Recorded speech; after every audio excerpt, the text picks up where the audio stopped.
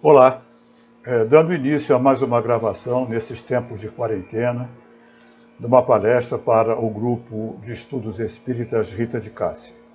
E como é de praxe em nossa instituição, nós vamos iniciar esse trabalho com uma prece de abertura. Senhor Jesus, mestre amigo, companheiro maior de todas as horas, Maria de Nazaré, nossa mãe, patrona de nossa casa, que possamos, Senhor, nesse momento de estudo, nesse momento em que buscamos nos aprofundar no conhecimento do Teu Evangelho, da Tua doutrina, estar amparados por essa espiritualidade amiga e generosa, diretora de nossa instituição. Seja então, Senhor, em nome de Deus, nosso Pai, de Jesus, nosso Mestre, dos Espíritos amigos e generosos que conosco dividem a tarefa, que possamos dar por iniciado mais esse momento de estudos. Graças a Deus. Bom, o tema hoje que eu escolhi para conversarmos é um tema bastante curioso. Aliás, todos os temas são bons. Mas esse tema diz a ver por que Jesus fala por parábolas. Até porque essa é uma pergunta que os apóstolos fizeram a ele. Por que o Senhor fala por parábolas? E também, logo a seguir, nós vamos conversar um pouco sobre a parábola do semeador. Bom, Jesus fala por parábolas porque era o costume da sua época. Nós vamos ver aqui no Livro dos Espíritos, na questão 627, que a resposta dos Espíritos diz: Jesus empregava a miúde na sua linguagem alegorias e parábolas, porque falava de conformidade com os tempos e os lugares. Isso quer dizer o seguinte: na época de Jesus não se tinha livro, não se tinha como gravar informações. A escrita era muito cara, aprender a ler era mais fácil do que aprender a escrever. E assim mesmo, o grau de analfabetismo era superior a 90%, praticamente 100%. As pessoas não sabiam ler, e muito menos escrever. Não é como hoje, que a gente aprende a ler e escrever simultaneamente. No tempo de Jesus, naquele tempo, as pessoas até podiam aprender a ler, mas escrever era muito mais difícil, porque era caro, muito caro. Ou era papiro, que era tecnologia nova da época, ou pergaminho, que era couro de carneiro tratado. E a tinta e o pincel era uma espécie de estilete de bambu que se escrevia com uma tinta tirada de árvores. Isso era caro, isso não era fácil. Tanto que os escribas eram as pessoas da elite da sociedade. Saber escrever era para muito poucos, era para uma elite. E assim mesmo se escrevia apenas documentos de Estado, documentos contábeis. Muito pouco se escrevia fora desse contexto. Então, o hábito daquela região, daqueles tempos, era contar histórias. E Jesus, ele usava um método criado por Aristóteles, chamado peripatetismo. O que isso quer dizer? Jesus era um peripatético. Por favor, isso não é ofensa. Tá? Peripatético quer dizer aquele que ensina andando. Isso significa o seguinte: Jesus não tinha uma pauta. Ele, basicamente, à medida que as coisas se sucediam, ele tirava um ensinamento de algum evento. Alguém vinha falar com ele de uma herança. Então, dali, ele tirava uma parábola. Alguém vinha falar com ele sobre quem é o maior. Dali, ele tirava uma parábola. Então, ele inventava, criava, melhor dizendo, essas histórias com um fundo moral baseado nos hábitos e costumes das pessoas daquele tempo. O filósofo espiritualista, não espírita, mas espiritualista Humberto Roden, ele tem uma expressão muito interessante. Ele diz que as parábolas têm um símbolo material imediato, mas tem um simbolizado espiritual embutido naquela história, às vezes uma história simples, pequena, rápida. Por que ele diz isso? Porque ele diz que o símbolo material é aquele de compreensão imediata, ou seja, dos hábitos e costumes do povo daquele tempo. Se compreendia imediatamente o contexto, tá? A moral da história. Mas havia, pela capacidade intelectual de Jesus, pelo sua grande elevação espiritual, ele embutia ensinamentos que, à medida em que nós, humanidade, fôssemos amadurecendo espiritualmente, nós íamos percebendo essas nuances desses ensinamentos. E isso explica porque existem tantas interpretações de parábolas. Nós vamos ver que nossos irmãos católicos, nossos irmãos protestantes, eles têm interpretações de parábolas, às vezes muito diferentes das nossas interpretações dentro da doutrina espírita. E mesmo dentro do movimento espírita, nós vamos ver vários autores saindo por um caminho ou o outro na interpretação das parábolas. Isso significa o quê? Que cada um de nós percebe esse ensinamento embutido de alguma forma, e às vezes de forma diferente. Isso não significa que sejamos mais ou menos adiantados, apenas nossa percepção é diferente e todas as interpretações são válidas. Mas havia mais uma razão para Jesus falar por parábolas. E os seus apóstolos, seus seguidores mais próximos, fazem essa pergunta a Jesus. Está lá, logo depois da parábola do semeador. Eles fazem essa pergunta. Os discípulos de Jesus, então, se aproximaram dele e lhe perguntaram: por que o Senhor ensina ao povo por meio de parábolas? E Jesus lhes respondeu: somente a vocês é dado o privilégio de conhecer os mistérios secretos do reino dos céus, e não aos outros. Então, o que fica claro aqui? Que Jesus dividia o seu ensinamento em duas partes. Uma para o povão, para aquelas pessoas que o seguiam, e outra para aquele grupo seleto, que eram os seus companheiros, os seus discípulos. Ou seja, ele ensinava os mistérios do reino dos céus. Claro, linguagem figurada. O que é mistério? Mistério, por definição, é tudo cuja causa é desconhecida. Isso é um mistério. A partir do momento em que a causa é conhecida, deixa de ser um mistério, passa a ser um conhecimento. Reino dos céus. Reino dos céus era a forma figurada que Jesus falava de plano espiritual. E por que ele falava assim? Porque a capacidade de compreensão das pessoas daquele tempo sobre essas questões transcendentais, sobre as questões existenciais, era muito pequena. A vida daquele povo era muito sofrida, a ignorância intelectual era muito grande, não frequentavam escolas, só buscavam mesmo sobreviver, e assim mesmo sobreviver com muita dificuldade. Havia muita dor, muito sofrimento, muita carência, muita miséria.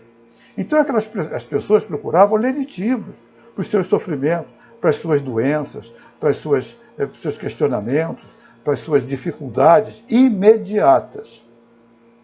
Ora, Jesus propunha uma mudança significativa de valores. Essa foi a grande revolução. Jesus era um subversivo, mas não subversivo no sentido de um guerrilheiro. Jesus era um subversivo no sentido de que ele subvertia valores daquele tempo. Então, ele volta e meia, ele falava: se você deixa lá o seu burro, o seu animal atolar num sábado, você vai lá e tira. Por que vocês me criticam quando eu curo no sábado? Porque era a tradição judaica de, no sábado, as pessoas não fazerem nada. Ele falava: aqui, numa sociedade como essa, grande é aquele que tem poder, que tem dinheiro, que tem terras, que tem servos. Mas quem quiser ser o maior no reino dos meus pais, seja o servidor de todos. Então ele falava de uma mudança radical de valores. Ele falava de amor. Quando as pessoas falavam olho por olho, dente por dente, ele falava: perdoa o inimigo. Faça ao outro o que quer que te faça. Não se vingue. Seja você aquele que faz melhor. Se você faz o que todo mundo faz, isso qualquer um faz. O meu discípulo, ele é conhecido por muitos se amarem. Ou seja, por fazerem melhor, por fazerem ao outro o que gostariam que fizesse. Isso era uma revolução naquele tempo. E é muito curioso, porque quando você propõe a alguém uma mudança de valor, você precisa dar uma razão para ela mudar aquele valor, porque ela está acostumada com aquilo. São os paradigmas que nós temos. Valor é aquilo que eu uso para fazer minhas escolhas. São meus paradigmas, são meus modelos mentais. Para mudar isso, primeiro exige esforço, exige sacrifício, exige que eu abra a mão. E eu tenho que ter uma razão para isso. Então, quando você, por exemplo, está com sobrepeso, porque é guloso, e porque gosta de comer, e gosta de comer coisas engordativas, chocolate, doce, essas coisas todas, e você vai ao médico, e aí o médico lá, baseado nos seus exames, diz para você, olha, se você continuar com esse hábito alimentar ruim, sem fazer exercício, comendo doces desse jeito, seus exames estão ruins. Seu glicerídeo está alto, você está com pressão alta, você está à beira de uma diabetes, você está correndo um risco de um AVC. Então, ou você muda o seu modo de se alimentar e o seu sedentarismo, ou você está entrando num grupo de risco muito perigoso. E a sua saúde vai estar comprometida. Bom, isso é um incentivo. Isso é um valor outro. Porque o valor gostar de doce é muito forte. O valor alimentação pesada, ele é muito forte, porque é um hábito, é um paradigma. Então, quando a gente vai lá e escolhe alimentação muito pesada, principalmente nesses restaurantes que tem buffet, normalmente, para quem é guloso, vai logo naquelas coisas que, na realidade, não são saudáveis, mas são gostosas, são prazerosas. E aí, quando você tem uma informação de que você precisa modificar o seu hábito alimentar, é um valor. E aí, o que você vai ter que escolher entre manter esse valor do prazer ou qualidade de vida? Vai ter que sacrificar. O médico te disse, olha, você vai entrar numa faixa de risco de um AVC, de um derrame, de um problema maior, de um diabetes. O que você prefere? Bom, aí você vai fazer uma escolha. Mas já tem um motivo para escolher mudança de hábito. Jesus falava assim, ele propunha uma mudança de hábito, mas tinha que dar um motivo. E qual era o motivo que ele dava? Uma vida futura, reino dos céus, que é muito vago. Mas era o máximo que ele podia falar para aquele povo. Ele não podia falar de mundo espiritual, de sociedades espirituais, de colônias espirituais, de diversos níveis vibratórios dessas colônias espirituais. Como hoje, dentro da doutrina espírita, a gente tem essa informação vinda lá pelo Livro dos Espíritos e depois em toda a obra de André Luiz, falando das colônias espirituais. Até hoje, até mesmo para nós, no dia de hoje, quantas pessoas acham isso ficção científica? Aliás, a maioria. A maioria acha que depois da morte não existe nada, ou se é que existe, deixa eu morrer para ver como é que fica. Muitos de nós procuramos manter nossos valores materiais, deixando para depois da morte para ver como é que resolve. Nós estamos hoje vivendo um tempo de quarentena, tendo forçosamente que reavaliar muitos dos nossos valores. E Jesus falava dessa necessidade de reavaliação. Se você quer ser uma pessoa melhor, se você quer conquistar uma vida espiritual melhor, você precisa fazer algum tipo de sacrifício. Então, ele oferecia o reino dos céus. Era o que bastava para aquelas pessoas. Mas para os discípulos, não. Para os discípulos, ele instruía sobre os mistérios. Quais eram os mistérios? E quando ele mandou os discípulos de 2 em 2, fazendo uma espécie de treinamento para, no reino de Israel, ir visitar as casas, o que ele disse? Curai os leprosos, expulsai os demônios. O que ele estava ensinando? Técnicas de magnetismo que permitisse as pessoas, ou seja, os seus discípulos, efetuarem aquilo que naquele tempo era considerado milagre. Milagre porque era mistério. Ora, milagre não existe. A doutrina espírita deixa isso bem claro, Kardec deixa isso bem claro. Milagre não existe. E por que Kardec deixa isso bem claro? Porque Kardec era um cientista. E como cientista, um homem de ciência, a ciência não aceita milagre. Até porque milagre não pode existir. O que nós chamamos de milagre? Um fato sobrenatural. E o que é o sobrenatural? É aquilo que está acima da natureza. Ora, mas se o fato acontece, ele é natural. O que a gente pode é não conhecer a explicação do fato. Mas o fato é natural, já que ele aconteceu. Ele tem uma lei que o regula. Ele tem uma explicação. O fato de eu não saber a explicação não quer dizer que ela não exista. Por isso é chamado mistério. Mistério é o quê? Aquilo que eu não tenho explicação. Quando Caramuru, lá na época do descobrimento, pouco tempo depois, aportou em terras brasileiras e ia ser devorado pelos índios, ele lá com a sua espingarda, seu bacamarte, ele abate um pássaro voando, para aqueles índios era um milagre. Para Caramuru era um fenômeno natural. Ele tinha uma arma, a arma era uma arma de fogo, e ele abateu um pássaro. Ele foi considerado um deus. E por que ele foi considerado um deus? Porque ele produziu um milagre. Mas milagre dos olhos de quem? Dos índios. Mas nos olhos do europeu civilizado, era apenas um fato natural. Então, se um fato acontece, ele é natural. Ele pode ser não explicável pelo conhecimento do tempo, daquele tempo, mas ele é natural. E aí, mais à frente, nós vamos ver aqui os espíritos da codificação nos falando sobre exatamente o poder da fé na ação magnética. Por seu intermédio, o homem atua sobre o fluido, agente universal, modifica-lhe as qualidades e lhe dá uma impulsão, por assim dizer, irresistível. Daí decorre que aquele que é um grande poder fluídico normal, junto à ardente fé, pode, só pela força da sua vontade dirigida para o bem, operar esses singulares fenômenos de cura e outros, tidos antigamente por milagres, mas que não passam de efeito de uma lei natural.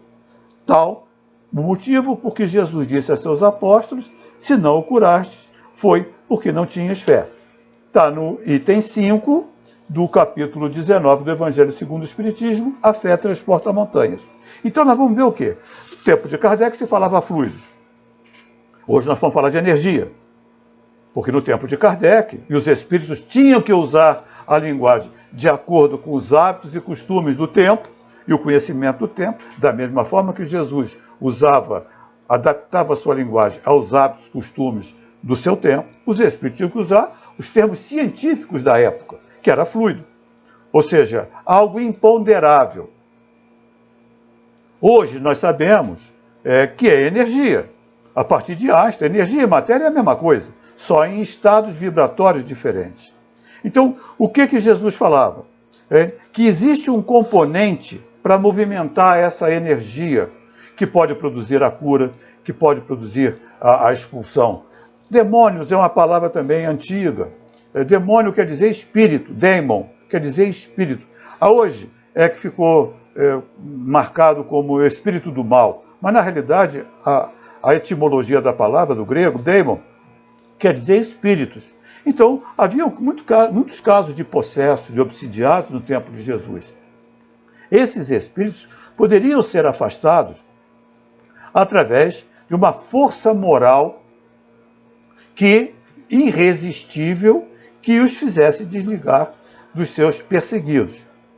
Jesus tinha essa força moral.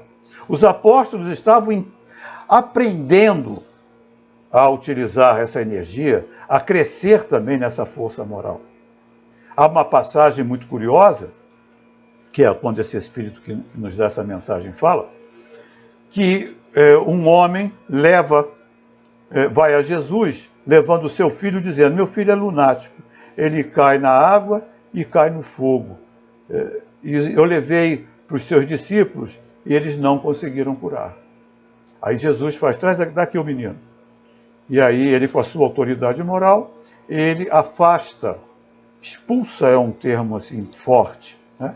Ele afasta aquele espírito perseguidor do menino, né? E mais à frente, os discípulos lá reservadamente perguntam a Jesus, né? Falam com Jesus: mas vem cá, Senhor, por que nós não conseguimos afastar esse espírito? E aí Jesus falou: porque vocês não tiveram fé suficiente. Porque se você tiver fé, se você tiver convicção da força que você possui, da capacidade que você possui de movimentar essas energias do magnetismo, vocês poderiam fazer com que aquela montanha saísse de lá e fosse para outro lugar. Se vocês tivessem a fé do tamanho de um grão de mostarda. O grão de mostarda é uma semente muito pequena que produz um arbusto muito grande. Não é a menor semente que existe, existem sementes muito menores, mas é uma semente pequena. Tá? E o arbusto que ela produz é um arbusto muito grande. Então, é desproporcional o tamanho da semente com o arbusto. Ou seja, se vocês tivessem fé do tamanho de um grão de mostarda, essa fé seria suficiente para vocês movimentarem montanhas. As montanhas que a gente está falando, as montanhas do egoísmo, as montanhas do orgulho, muito sedimentadas nos nossos modelos mentais, nos nossos paradigmas. Então, fica bem claro que Jesus dividia o seu ensinamento em duas partes. Uma das partes, ele passava por parábolas, o peripatetismo, tá? Ou seja, aquele que ensina andando. Ele aproveitava as situações do cotidiano, dali criava uma história para uso imediato. Por isso ele usava histórias de pastores, histórias de agricultura, histórias do homem do seu tempo, dos costumes do seu tempo. Para os discípulos, ele ensinava leis do magnetismo, essas leis que regem esses fenômenos que, ao tempo de Jesus, eram considerados milagres. Nós vamos ver lá nos Atos dos Apóstolos uma passagem muito interessante que diz que a sombra de Pedro curava os doentes. Olha que coisa curiosa, não era a sombra que curava os doentes, era a energia que Pedro emanava que curava os doentes, que produzia curas, produzia esses milagres de expulsão ou afastamento de espíritos obsessores. E por isso mesmo é que Jesus explicou aos seus apóstolos, porque fala por parábolas. Logo depois dele enunciar uma parábola, que foi a única parábola que ele explicou, curiosamente. Nós temos mais de 40 parábolas nos evangelhos, tá? Mas essa parábola foi a única que Jesus explicou. E deve ter uma razão para isso.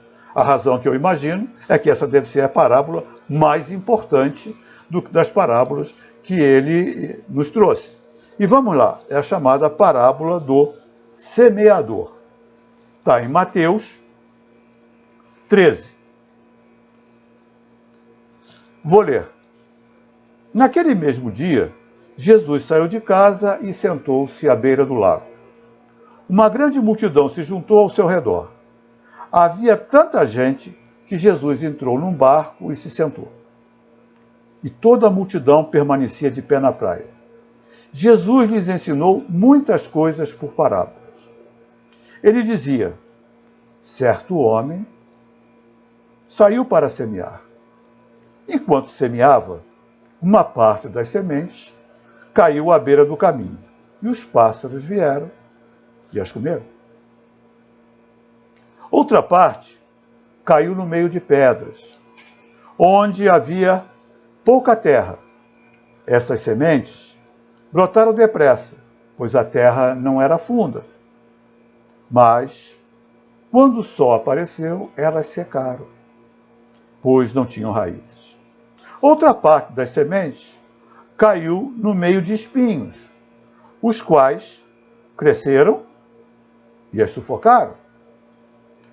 Uma outra parte ainda caiu em terra boa e deu frutos, produzindo 30, 60 e até mesmo 100 vezes mais do que tinha sido plantado. Quem puder ouvir, ouça. Olha que coisa curiosa. Quem puder ouvir, ouça. O que é ter ouvidos de ouvir e olhos de ver? É ter capacidade de compreender aquilo que está vendo ou aquilo que está ouvindo. Por exemplo, uma melodia, uma música clássica. Algumas pessoas acham isso chato. Outras pessoas se deliciam com aquela melodia. Por quê? Porque percebem uma qualidade musical. Outras pessoas acham que música clássica é música chata. Não tem ouvidos de ouvir. Não tem olhos de ver, porque às vezes a gente enxerga, mas não decodifica o que está enxergando. não entende aquilo que está enxergando. Então, é necessário uma maturidade para haver uma compreensão de um fato. Então, o que Jesus dizia? Ouçam aqueles que têm ouvidos de ouvir. E por que ele disse isso? Porque, aparentemente, essa parábola fala de um semeador em relapso.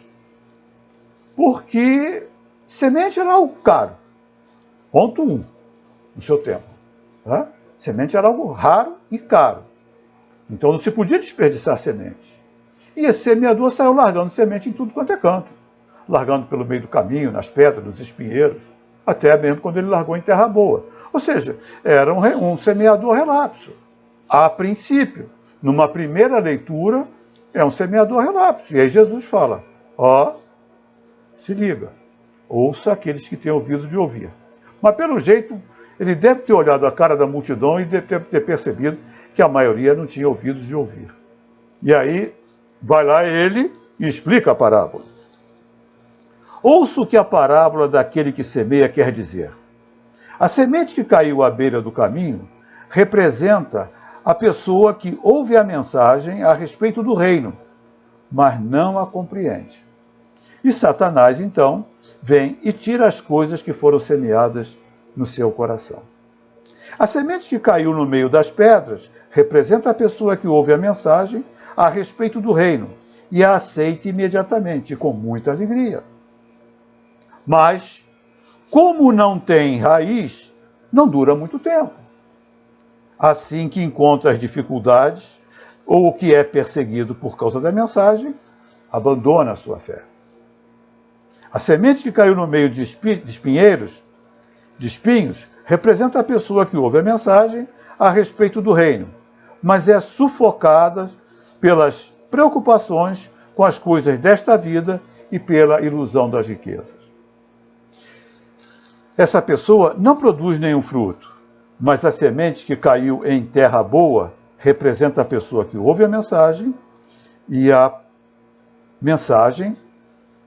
e compreende a mensagem. Essa pessoa cresce e produz muitos frutos, algumas vezes 30, outras vezes 60 e outras ainda 100 vezes mais. Então o que ele está falando? Ele está falando que a mensagem é a sua palavra, o seu evangelho, a sua proposta de reformulação. Uns ouvem e fica por isso mesmo. Deixa para lá. Outros ouvem e acham, bacana, interessante. É legal isso. Né? Poxa, amar ao próximo, fazer o próximo o que quer que te faça, perdoar as ofensas. Poxa, isso é bacana mesmo. Quem dera que eu pudesse fazer isso. Isso aí é para quem está em outro nível. É aquele que caiu nas pedras. É aquele que caiu no meio das pedras. Ouve a mensagem, a aceita, mas não tem raiz. Não dura muito. Outros podem dizer, poxa, vale a pena. Vou tentar. Bacana isso. Vou tentar. Mas aí vai ter que ser experimentado. Não existe possibilidade de um ensinamento ministrado dele não ser aferido. Porque se ele não for aferido, nós não vamos saber se esse ensinamento foi internalizado. Não é assim que acontece na escola, por exemplo? O professor não passa a matéria e depois a matéria tem que ser aferida através da prova. Eu tenho um amigo que conta que o neto dele estuda numa escola, eu não me lembro mais o nome da escola particular, que nessa escola não tem dia de prova. O professor entra em sala e diz, hoje é dia de prova. Porque nessa escola, eles entendem que matéria dada é matéria sabida. Portanto, não precisa ser avisado qual vai ser o dia da prova. Isso é curioso, porque se assemelha muito à vida. Quando será a prova? A gente não sabe. Aliás, nós estamos vivendo um momento de prova. Um momento em que valores estão sendo colocados em xeque. Um momento em que nós estamos nos definindo. É bem verdade que nós, como já disse alguém, nós todos estamos na mesma tempestade, mas não estamos no mesmo barco. Alguns estão em transatlânticos, navios mais seguros. Outros estão em botes, fazendo água, ou mesmo num colete salva-vidas ou numa boia. Mas cada um de nós está sendo testado. Testado no quê? Nos seus valores. Quantos estão sendo solidários? Eu vi agora uma reportagem de uma comunidade carente em que as pessoas estão se unindo para levar um prato de comida, na comunidade carente mesmo, levar um prato de comida para aqueles que não têm mais onde arrumar recurso para se alimentar. Então estão fazendo quentinhas, aqueles que pouco têm, fazendo para os que nada têm. E nós vamos ver, lamentavelmente, muitos que muito têm, não abrem mão dos seus privilégios, não abrem mão das suas mordomias, muitas delas pagas com o suor do nosso trabalho, e que não se importam com isso, ou quando se importam apenas com palavras. Ou seja, cada um está se mostrando o que é. Cada um está mostrando o que a semente fez no seu coração. Então, aquele que pouco tem, ele vai lá e doa o pouco que ele tem para aquele que nada tem. E às vezes o que muito tem, mais ainda retém. Isso é teste. Isso é demonstração do que essa mensagem fez no nosso coração. Então acha muito bonito, vai lá na igreja, vai no centro, vai no seu templo, acha tudo muito bonito, acha as palestras bacanas, acha o sermão do pastor ou do padre muito bonito, às vezes escorre até uma lágrima, mas não muda. Não muda porque na hora do teste é que a gente vai saber se mudou. E outros mudam. E outros se alteram. Outros buscam o esforço da mudança. Esses são aqueles que a palavra fez sentido. E mesmo assim, a mudança é relativa. Uns dão semente 30 por 1, outros 60 por 1, outros 100 por 1. Cada um no seu tempo, cada um no seu momento. Nós estamos sendo experimentados hoje pela força da palavra, pela força da fé. O que Jesus falou para os seus apóstolos? Vocês não curaram porque não tiveram fé. Nós vivemos momentos de fé, momentos de confiança. Confiança que nós somos capazes de passar por isso. Confiança que nós temos recursos para passar por isso. Tanto temos que topamos encarnar para passar por isso. Porque a gente sabe, dentro da doutrina espírita, que tem a escolha das provas. E muitos de nós sabíamos que iam passar por isso. Alguns estão no compulsório. Tudo bem. Não creio que a maioria dos espíritas esteja no compulsório. Eu creio que a maioria dos espíritas esteja na prova escolhida, sabendo que seria um momento de testemunho, sabendo que seria um momento de mostrar o que a palavra, o que o conhecimento transformou internamente cada um de nós. Nós podemos ser intelectualmente muito bem informados, e somos. Eu costumo dizer que o espírita, ele é diferenciado, por favor, não é diferente. Nós não somos diferentes de ninguém nas nossas tendências, nas nossas dificuldades, nas nossas imperfeições. Mas nós somos diferenciados. Diferenciados por quê? Pelo conhecimento. Jesus falava isso. A quem muito é dado, muito será cobrado. O servo que conhece a vontade do seu dono, do seu patrão, ele é muito mais cobrado do que o servo que não conhece a vontade.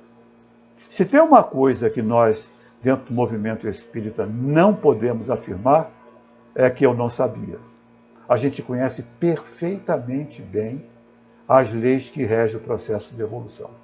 Podemos não ser sábios, podemos não ser doutores, mas a gente conhece perfeitamente bem a lei que rege, perfeitamente bem a lei que rege a formação das sociedades espirituais. Nós sabemos que as sociedades espirituais são formadas por gravitação moral, por qualidade moral, que há uma moeda no mundo espiritual da mesma forma que há uma moeda no mundo material. Aqui a moeda é dinheiro, no mundo espiritual a moeda é virtude. Aqueles que mais virtudes possuem, melhores lugares alcançarão na vida espiritual. Melhores condições de vida espiritual terão. Por quê? Porque passaram na prova, passaram no teste. Outras matérias vão ser, outros testes, outras informações, outro conjunto de conhecimentos vai ser aplicado a eles.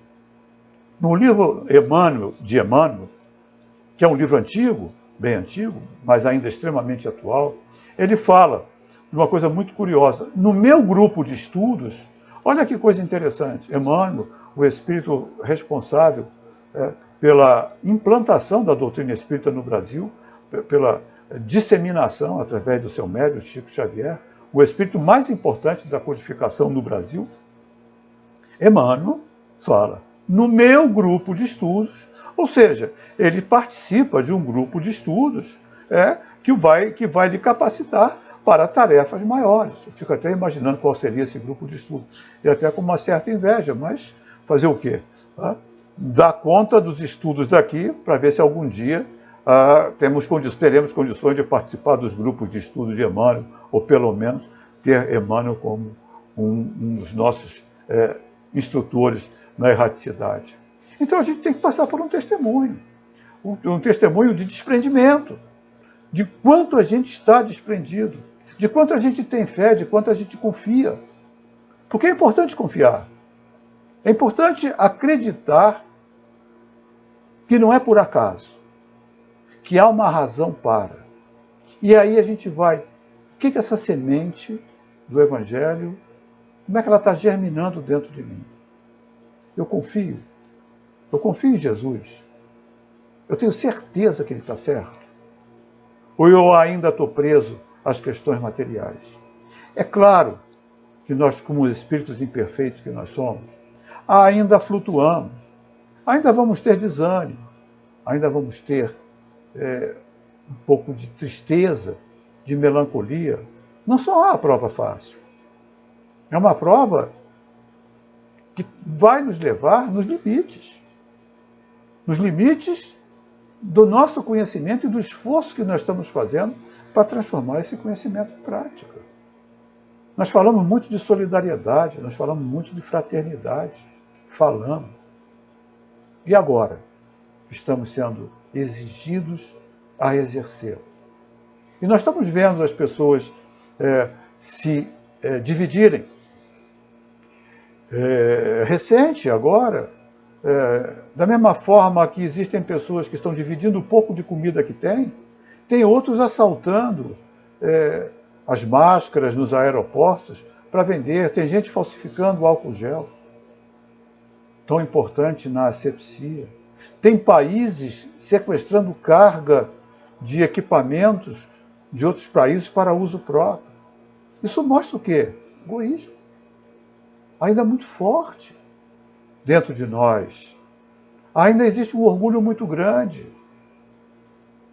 Nós temos uma casta separada, que se orgulha de não ter compromisso maior com a solidariedade, muito da boca para fora, mas prática mesmo.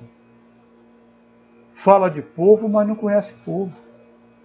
Fala das dificuldades, mas não conhece as dificuldades. E muitos daqueles que conhecem as dificuldades, que estão vivendo as dificuldades, estão dividindo o pouco que têm. Jesus falava isso de uma forma simbólica, né? Separar os bodes das ovelhas. Não é que vem alguém separar. Nós estamos mostrando quem nós somos. Nós estamos vivendo a parábola do semeador.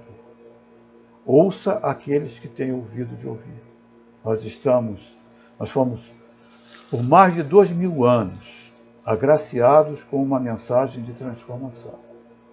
Agora, neste exato momento, no planeta Terra, nós estamos sendo aferidos no conhecimento e na transformação que essa mensagem pode ter feito por nós. O espírita tem uma tarefa importante nesse momento. Está lá nos Trabalhadores da Última Hora, a mensagem do Espírito da Verdade. Os espíritas são aqueles que estão botando os alicerces para a construção de um novo mundo.